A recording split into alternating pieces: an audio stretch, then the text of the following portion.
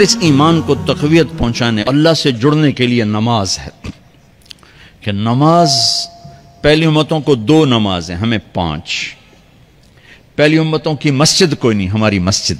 پہلی امتوں کی اذان کوئی نہیں، ہمیں اذان ملی۔ اور اذان اتنا بڑا عمل بنا دیا میرے نبی نے کہ آپ نے فرمایا کہ اذان دینے والا قیامت کے دن سب سے اونچے مقام پر کھڑا ہوگا۔ حضرت علی فرمایا کرتے تھے کاش میں اللہ کے نبی سے حسن حسین کے لیے مسجد نبوی کی اذان مانگ لیتا، یہ حضرت علی فرمایا کرتے تھے۔ اور جنگ قادسیہ میں مؤذن زخمی ہو گیا تو اذان دینے کے شوق میں سردار آپس میں الجھ گئے، کہتا میں دوں گا، کہتا میں دوں گا۔ پھر قرہ اندازی ہوئی، جس کا نام نکلا اس نے اذان دی۔ حضرت عمر فرمایا کرتے تھے اگر میں امیر المومنین نہ ہوتا، اگر میں خلیفہ وقت نہ ہوتا تو میں مسجد نبوی کا مؤذن بننا پسند کرتا۔ کسی کو اذان نہیں ملی، ہمیں اذان۔ پہلا مؤذن بلال بنا، پہلے مؤذن اللہ نے بلال کو یہ عزت عطا فرمائی۔ دنیا میں یہ ہے اور آخرت میں یہ ہے کہ میرے نبی نے فرمایا کہ جب جنت میں جانے کا وقت آئے گا نا تو جنت کی میرے لیے سواری لائی جائے گی، میں اس سواری پہ بیٹھوں گا تو اس کی جو وہ رسی ہوگی نا وہ ایسے نیچے گر جائے گی، یہ نیچے گرے گی۔ اس رسی کے یعنی اس کی جو لگام ہوتی ہے نا وہ نیچے گرنے کا مطلب ہے یہ ایسے نیچے گر گئی۔ اب نیچے گرنے کا مطلب ہے کہ اس کی ڈرائیونگ میرے نبی نے نہیں کرنی، کوئی آنے والا ہے، کوئی ڈرائیور آنے والا ہے جو رسی پکڑ کے چلے گا، کوئی کوچبان آنے والا ہے جو اس کو پکڑ کے چلے گا۔ رسی کا گرنا ایک انڈیکیشن ہے کہ کوئی نصیب والا اب آئے گا۔ جب آپ کی سواری کھڑی ہوگی، رسی نیچے ہے تو اب سب کی گردنیں ایسے ہوں گی، کون سب قیاس کر رہے کون۔ اللہ کی طرف سے اعلان ہوگا بلال کو بلایا جائے، بلال۔ تو بلال آپ کی سواری کی لگام پکڑیں گے اور آپ نے فرمایا کہ سب سے پہلے میں جنت میں جاؤں گا اور بلال میرے ساتھ ہوگا، میری سواری کی لگام پکڑے ہو جائے گا۔ تو ہمیں اذان ملی، کسی امت کو اذان نہیں ملی۔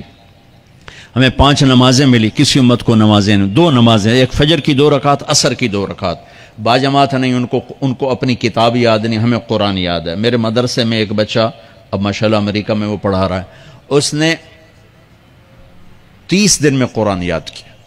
صبح یاد کرتا تھا، شام کو تراویح میں سناتا تھا۔ میرے مدرسے کا بچہ ہے، صبح بیٹھ کے مغرب تک پورا ہے سپارہ یاد کر کے اور عشاء کو تراویح میں سنا دیتا تھا۔ اللہ نے میں ایسا قرآن دے دیا کہ 1 مہینے میں بھی یاد ہو جاتا ہے۔ 3 دن میں بھی ایک بزرگ نے یاد کیا، 3 دن میں قرآن یاد کیا۔ اللہ نے ہمیں قرآن کی دولت عطا فرمائی، پڑھنے کے لیے 5 نمازیں عطا فرمائی، تہجد کی نماز عطا فرمائی، اوابین کی نماز دی، اشراق کی نماز دی، چاشت کی نماز دی۔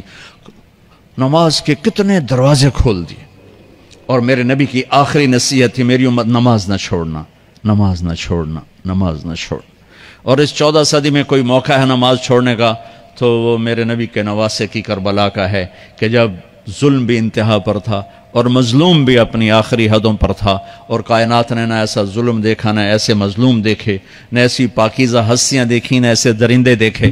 تو سورج ڈھلا، نماز کا وقت ہوا ہے تو آپ نے سبحان اللہ، آپ نے زہیر سے فرمایا کہ شمر سے کہو نماز پڑھنے دے، نماز پڑھنی ہے، امت کو پیغام دینا ہے کہ یہ کسی حال میں چھوڑنے کا کام نہیں ہے۔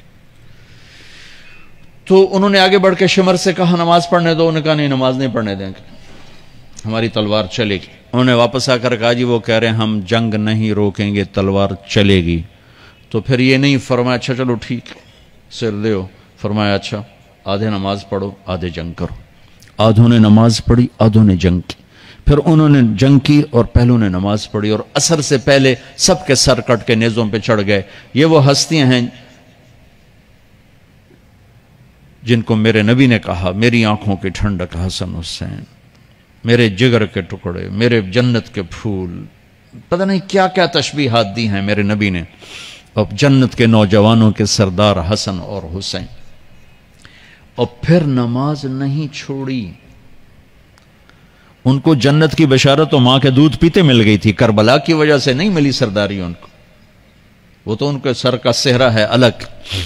ان کو سرداری جنت کے ملی ماں کا دودھ پیتے ہوئے کہ جنت کے نوجوانوں کے سردار ہیں حسن اور حسین۔ نماز نہیں چھوڑی میرے عزیزو، نماز نہ چھوڑ۔